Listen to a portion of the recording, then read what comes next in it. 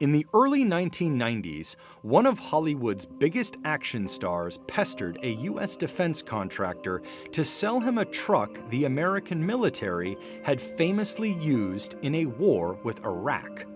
And so, America got the Hummer. The angular, militaristic, go-anywhere truck became an emblem of 1990s pop culture, a coveted status symbol sought by celebrities, and a sometimes mocked and vilified example of just how far America's newfound love for sport utility vehicles had gone.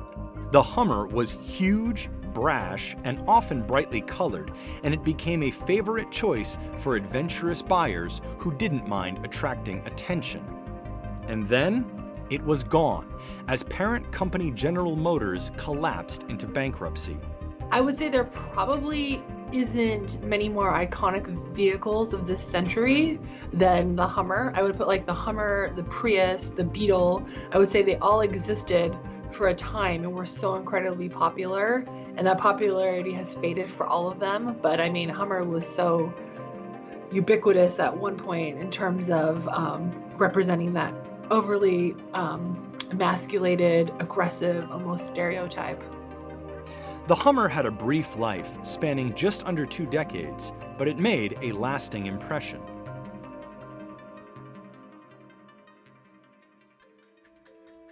The vehicle that would come to be called a Hummer actually began as the U.S. military's high-mobility, multi-purpose wheeled vehicle. The name's cumbersome acronym, HMMWV,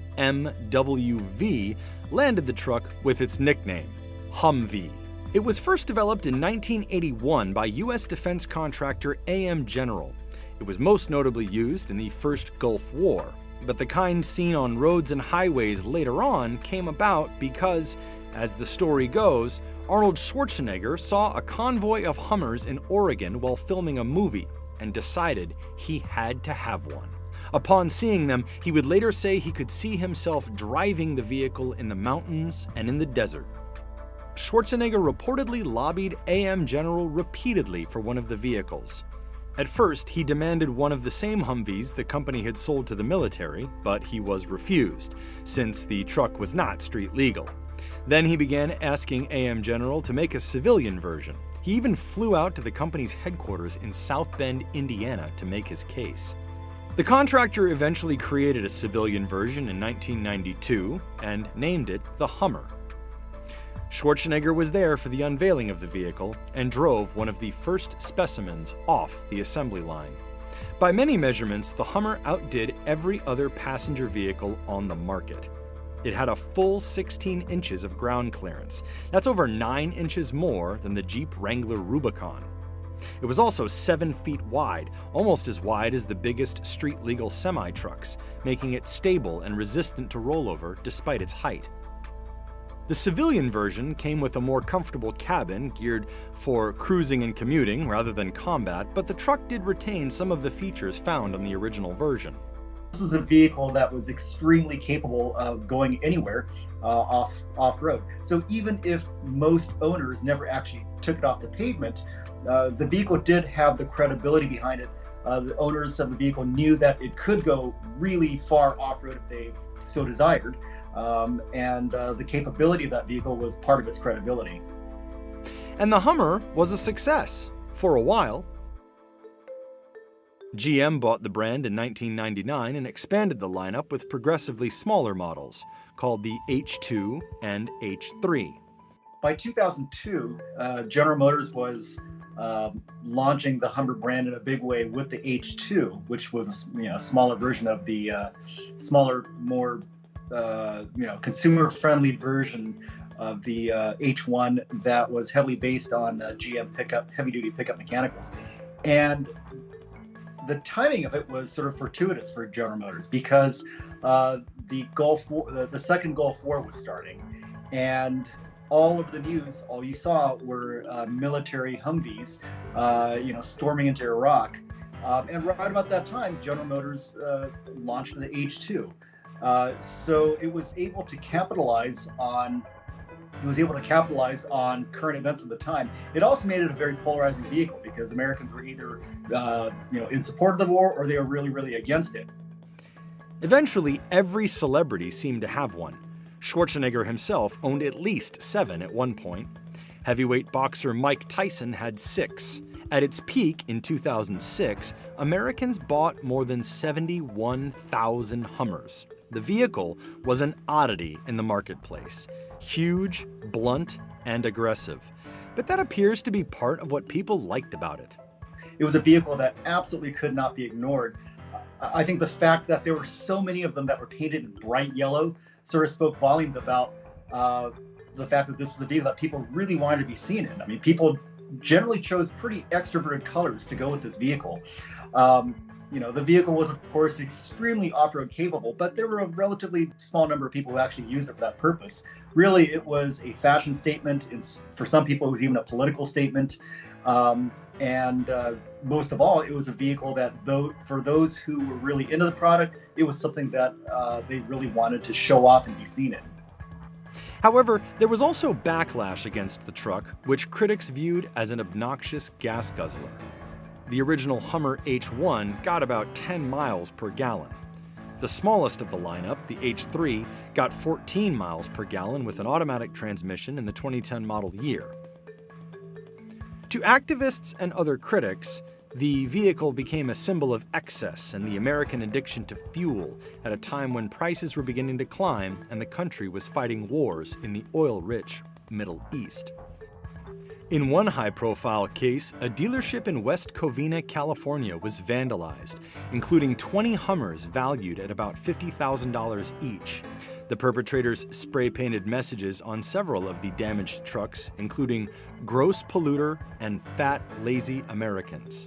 Apart from the environmental backlash, rising fuel prices and a grueling recession spoiled America's taste for big vehicles. Hummer sales fell from their 2006 high to 55,986 in 2007, 27,485 in 2008, and just 9,046 in 2009. Unfortunately for Hummer, as the decade progressed, fuel prices went haywire around 2008. All of a sudden, it made the Hummer look very unfashionable because here was a vehicle that got maybe 10 miles a gallon when gas prices were shooting up, to near about $4 a gallon across the country. And all of a sudden, it looked very out of step with the times, and it looked like a dinosaur, and sales fell off like a rock. Hummer did introduce a smaller model called the H3, but by that time, I think the damage was pretty much already done. To make matters worse, General Motors itself had collapsed. The largest U.S. automaker filed for bankruptcy in 2009. GM put several of its brands to the axe, including Pontiac, Oldsmobile, Saab, and Hummer.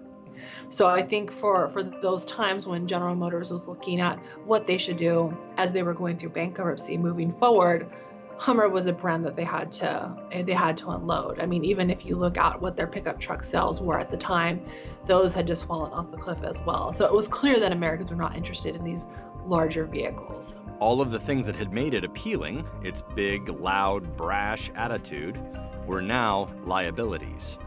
GM would later try to sell the brand to Chinese investors, but that deal fell through. The strange thing is that as prices have fallen from an all-time high set in 2008, and as the US has pulled out of the recession, customers have run back to sport utilities and trucks. Fast forward to today, and now all those smaller, not Hummer size SUVs are nearing 50% of new car sales in the United States. So what's old is new again, essentially. I think that's the item for almost everything, but it seems like it certainly is the case here with Hummer as well. But it is possible the brand could have a second life. At least 2 reports have said GM is considering bringing the Hummer back as part of a fleet of electric and hybrid sport utilities and trucks. GM had no comment on reports it plans to bring back the Hummer. But a move like that would allow the automaker to capitalize on the Hummer's military pedigree and adventurous image while keeping in step with what GM CEO Mary Barra calls GM's all-electric future. Over the years, even Schwarzenegger has been seen piloting Hummers running on alternative fuels. One of my Hummers has been turned into a hydrogen Hummer, and that of course emits no greenhouse gases at all. And the other Hummer has been turned into a biofuel Hummer, and that one now emits 40 to 50% less greenhouse gases. So I think those are the kind of initiatives each individual of us can take. Reviving the Hummer could also be a relatively inexpensive way for GM to broaden its truck lineup at a time when Americans are scooping up pickups and sport utilities at an unprecedented rate. Several industry watchers have said the shift toward utilities and trucks in the new car market is here to stay. If that is true, automakers are likely to keep trying to carve out new niches to distinguish themselves and squeeze higher margins out of each purchase. Big, butch, off-road ready vehicles are once again the order of the day. The longtime off-road favorite Jeep Wrangler has climbed from 84,615 units in 2008 to 240,032 units in 2018, and Jeep added the Gladiator pickup truck to its Wrangler lineup for the 2019 model year. While GM has off-road capable vehicles, it doesn't really have one that directly replaced the Hummer, nor one that could directly compete with the Wrangler. Having a dedicated off-road oriented brand could be a boon to GM in its ongoing war for truck and SUV dominance with its Detroit rivals. So I think that it does make sense from a manufacturer standpoint, but also it seems like the consumer base is there. I mean, how much hype was there around the Jeep Gladiator launch? I mean, tons. I mean, people are still very excited about that vehicle, a year later. The Gladiator is actually a revival of a pickup truck Jeep sold in the 1960s. In similar manner, Ford plans to revive the Bronco, another once popular utility vehicle. Toyota brought back its Supra sports car. Honda pulled the Passport name out of its archives for a new sport utility. When automakers reintroduce brands, they can take advantage of nostalgia, while also saving money they would have to spend introducing customers to a totally new product.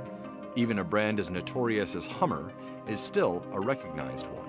The Hummer was certainly a polarizing vehicle, but reviving it in this market is starting to look like a smart bet.